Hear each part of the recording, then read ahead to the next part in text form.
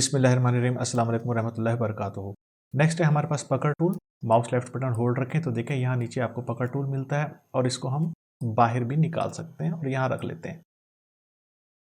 तो देखें सबसे पहले इसके आइकन को समझें। यहाँ पर ये जो शेप बनी हुई है ये इसका यही आइकन है। मैं इसको ज़रा थोड़ा सा बड़ा कर लेता हूँ। देखें इस शेप में ये हमें कुछ समझा रहा है कि ये एक रेक्टेंगल है, जैसे साइड पे एक रेक्टेंगल पड़ा हुआ है। इसके सेगमेंट्स को ये पकड़कर अंदर की तरफ यानी सेंटर की तरफ मूव करने की सलाहियत रखता है। चारों अतराफ से इसके एंकर पॉइंट समेत और प्लस इन सेगमेंट्स को ये अंदर की तरफ मूव करता है। ये इसके आइकन का मकसद है। ये बेसिक जो बीच में एक्स है ये रेक्टेंगल है। मैं इसको डिलीट कर देता हूं। अब इसके ऊपर हम देखते हैं कि ये किस तरह से काम करता है। सेंटर अलाइन कर लें यहां से और आल्ट और शिफ्ट की मदद से इसको मैं बड़ा कर लेता हूं। तो देखें यहाँ पर ये आपके पास मौजूद है पकड़ टूल। डबल क्लिक करें इसके ऊपर तो इसकी एक ऑप्शनल विंडो ओपन हो जाती है।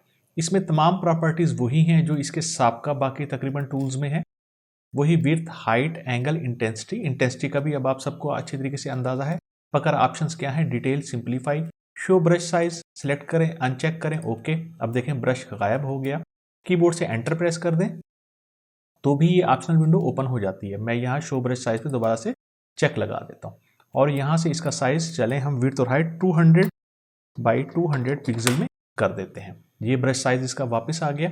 अब देखें वही जो आपने आइकन देखा है उसके मुताबिक अगर मैं यहाँ पाथ के ऊपर कर्सर लेकर जाऊं तो देखें पाथ लिखा आ गया। अब शिफ्ट की मदद से मैं इसको अंदर की तरफ मूव कर देता हूं। यहाँ नीचे आए, शिफ्ट की मदद से इसको अंदर की तरफ मूव कर दिया। तो इस तरह से इसने इस शेप को कन्वर्ट कर दिया, कंट्रोल जेड।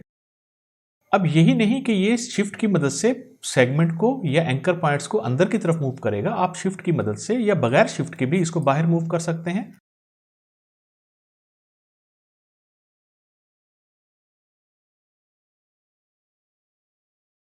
तो ये देखें बाहर की तरफ भी मूव किया जा सकता है।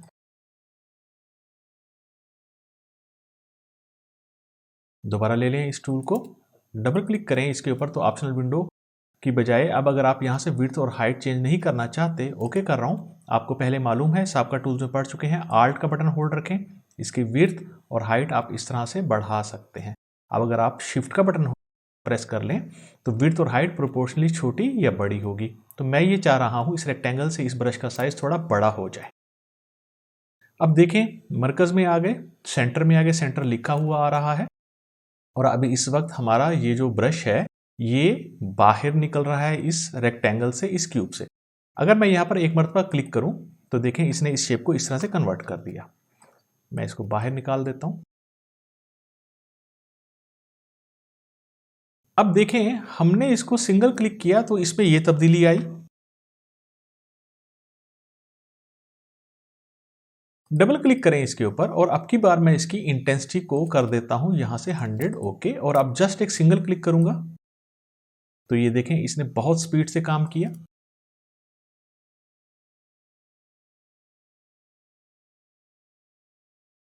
डबल क्लिक करें इसके ऊपर। अब मैं इसकी इंटेंसिटी बिल्कुल 1 कर रहा हूं और ओके।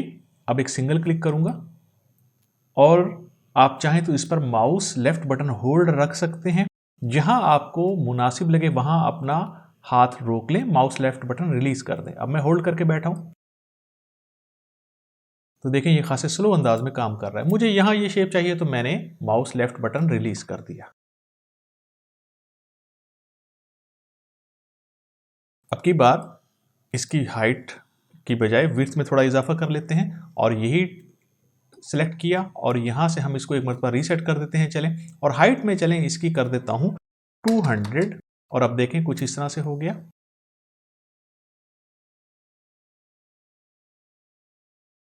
अब देखें दोनों एंकर पॉइंट्स को भी रेंज में लिया और इस सेगमेंट को भी। तो आप इस तरह की मुख्तलिफ शेप्स अपनी मर्जी से क्रिएट कर सकते हैं।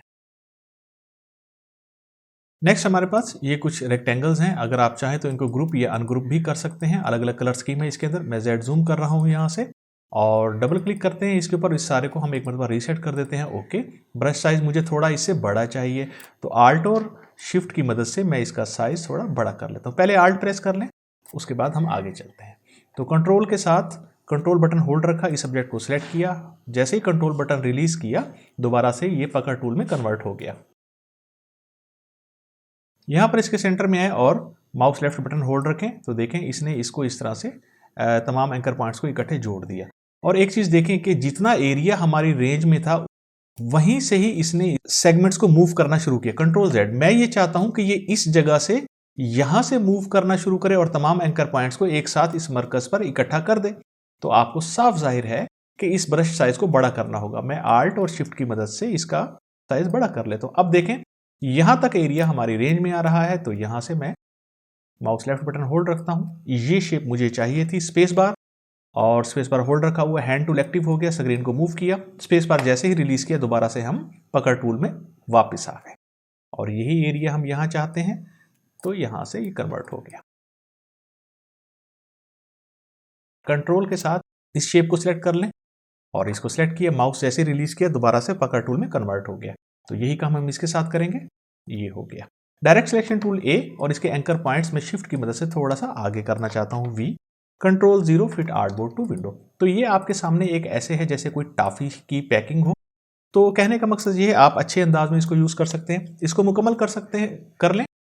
और ये यहाँ आपके पास रिफ्लेक्ट यानी ओ अपोजिट और आल्ट की मदद से मैंने यहाँ क्लिक किया और इसकी वर्टिकल कॉपी ले ली, वी सिलेक्शन टूल, और अब आप यहाँ इसको मूव कर सकते हैं।